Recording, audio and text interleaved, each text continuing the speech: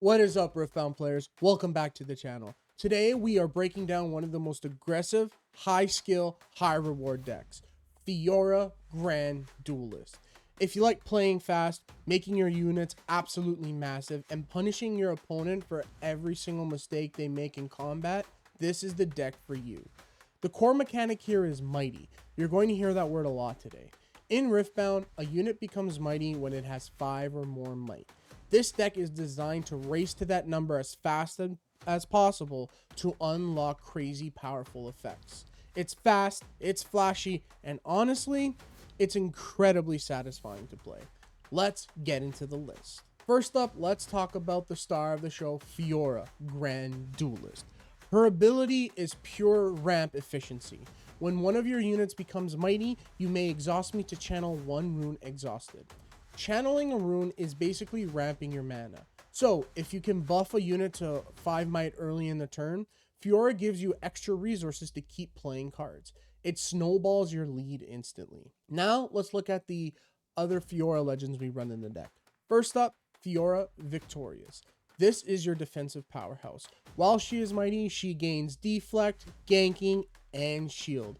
That is a keyword soup that basically says, good luck killing me. Now, let's look at Fiora Peerless. This is your finisher. When I attack or defend one-on-one, double my might this combat. If you have the Fiora with 6 might, she swings for 12. If you buff her to 10, she goes for 20. This card ends games out of nowhere. And finally, we have Fiora Worthy. This one is for board control. When a unit becomes mighty, you can pay 1 order rune to ready it. This allows you to attack, get buffed, ready it, then move off the battlefield back to base for another push next turn. And we cannot forget her signature spell, Riposte. This is a reaction, meaning you can play it anytime, even before other spells resolve. It allows you to choose a friendly unit and a spell, counter that spell, and give your unit might equal to the spell's cost. This is your biggest gotcha card. If your opponent taps for huge removal spell to kill Fiora, you play Riposte. Not only does the spell fail, but your Fiora gets huge, likely triggering her mighty bonuses immediately. Always keep mana open for this spell. Now we'll move on to the battlefields. In Riftbound, you bring 3 battlefields to a match. Since it's a best of 3 format, the order in which you play them matters significantly. Here is the setup I recommend for this deck. Game 1, Sunken Tempo. It reads, when you conquer here with a mighty unit, you pay a rune to draw a card. You want this first because game 1 is a race. You want to execute your game plan, get big, hit hard, and refill your hand while doing so. It rewards you for doing what the deck already wants to do. For game 2, I recommend Monastery of Hirana. The effect reads, when you conquer here, you may spend a buff to draw a card. By game 2, your opponent will try to stall you out. Spending a buff means removing a +1 buff card to draw a card. This turns your excess stats into card advantage, ensuring you don't run out of gas if the game goes on too long. And for the final game 3, I recommend the Dreaming Tree. The effect reads, when a player targets a friendly unit here with a spell for the first time each turn, draw a card. If you go to game 3, it's a grind. If you buff your own guy, you draw. If you protect him, you draw. It keeps your resources flowing in the high pressure finale. Fiora doesn't fight alone. You run 3 other specific champion units to support her. First, Xin Vigilant. He has tank, meaning he must be assigned combat damage first. This protects Fiora and your other units. Plus, if you have 2 other units at base, he enters ready. He is your frontline bodyguard. Lucian Merciless. This guy has Weapon Master. When you play him, you can equip gear to him for 1 rune less. This is huge for tempo. He also readies himself the first time he conquers. Drop Lucian and instantly equip a B.F sword, which usually costs 1 order, for cheap. Suddenly, you have a massive threat on the board with almost no setup time. And finally, we have Set Brawler. Set loves buffs. If he doesn't have one, he gets one on entry. But his active is the spicy part. Spend my buff, give me +4 might this turn. He is a self-contained mighty trigger. You play him, he gets a buff, you pop the buff, he gains +4 might. instantly triggering Fiora's ramp ability or any other when mighty effects. Our standard unit package is all about efficiency and synergy. First up, we have Pit Rookie. Simple but essential. When played, it buffs another unit. This is your early game starter. Play it, buff Fiora or Zinzao or any other unit, and start the snowball effect. Next, First Mate. When played, ready another unit. This creates surprise combat phases, attacks with Fiora. Conquer the battlefield, play First Mate, ready Fiora, move her back to base. First Mate lets you keep the pressure on. And finally, we have Unsung Hero. This card has Death Knell. If this unit dies while it was mighty, you draw 2 cards. This is your insurance policy. If you buff this card up and the opponent kills him, you reload your hand. Don't be afraid to use Pit Rookie purely as a sacrifice to trigger mighty thresholds. You don't need the rookie to survive. You just need its buff to push Fiora from 4 might to 5 might. So she gains her keywords, the soup we talked about earlier, before combat damage happens. Next, we'll move on to the gears and equipment of the deck. First up, we have Dorn's Blade. Gives +2 might. Simple, cheap, and efficient. Next, Warmog's Armor. Gives +1 might. But importantly, when I conquer, buff me.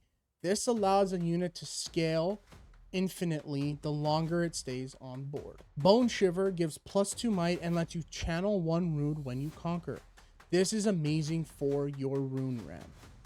And finally, we have B.F. Sword, the big gun. This gives +3 might. As mentioned before, you can use this with Lucian to cheat it out early. A turn 3 Lucian with a BF sword is a nightmare for most decks to deal with. Spells are how we interact with the opponent and force our win condition. First up is Challenge, an action that forces 2 units to strike each other. Since our units are usually bigger, thanks to Mighty, this is basically a kill an enemy unit for free. Next, Punch Fist. Gives a unit +5 might for the turn. This is a finisher. Cast this on Fiora Peerless, who doubles her might, and you're dealing lethal damage instantly. Call to Glory, a reaction. You can spend a buff to ignore its cost and give a unit +3 might. This is a free spell if you have a buff on a unit. Use this during your opponent's turn when they try to trade favorably. They think they are winning the fight. You pop a buff, gain +3 might for free, and blow them out. Next up, Cannon Barrage. Deal 2 damage to all enemy units in combat. Great against Swarm and Rush decks. Savage. Kills a gear and draws 1. Use this to destroy enemy equipment or cycle through your deck. And finally, we have Sabotage. Forces the opponent to reveal their hand and you recycle a non-unit card from it. This is crucial information warfare. Check their hand before you commit to a big attack to make sure the coast is clear. Now we'll move on to our sideboard. Riftbound allows for an 8-card sideboard to swap in between games. Here's what we're running and why. Unyielding Spirit. Prevents all damage dealt by spells and abilities. Bring this in against heavy control or burn decks that try to nuke your Fiora. Facebreaker. Stuns a friendly and enemy unit. Use this to stall the game if you are falling behind against an even faster or aggro deck. Cannon Barrage. This is an extra copy that we run. If you're playing against a token/swarm deck that floods the board, bring this in to clear those waves. We also run an additional copy of Sabotage. Bring this in against combo heavy or control decks where ripping a specific card out of their hand wins you the game. Next up, we have Hidden Blade. Kill a unit and draw 2 cards.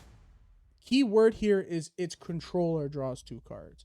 If you play Pit Rookie and you have this card hidden, if you're going to lose the exchange, you might as well refill your hand and kill the Pit Rookie so you can draw 2 cards. And finally, we run an extra copy of Savage. Bring this in for the mirror match against other gear decks or equipment decks to destroy their equipment and get the edge in the game.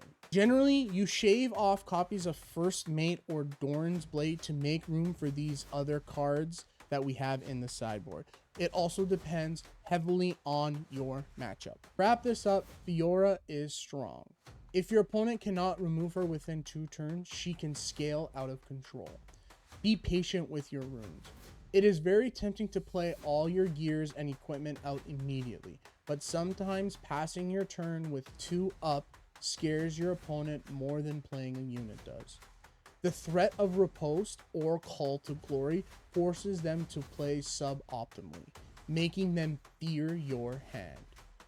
That is it for the Fiora deck tech. If you enjoyed this breakdown, make sure to like, comment, and subscribe for more Riftbound content. Let me know in the comments which champion you want us to cover next, and stick to Haven for everything Riftbound and TCG related. Get out there and duel. Peace.